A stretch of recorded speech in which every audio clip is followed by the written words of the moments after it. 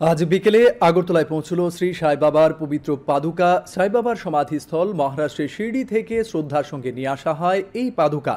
আগরতলার এমবিবি বিমানবন্দরে পৌঁছানোর পর র্যালি করে পবিত্র পাদুকা একটি হুড খোলা গাড়িতে নিয়ে যাওয়া হয় আমতলীর সাই বাবা মন্দিরে।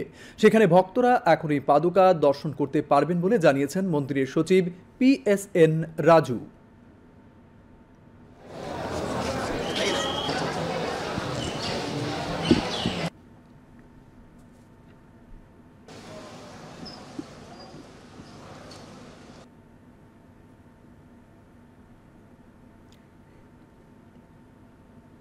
फर्स्ट टाइम हमारा त्रिपुरा में साईं बाबा का ओरिजिनल पौधा आ गया।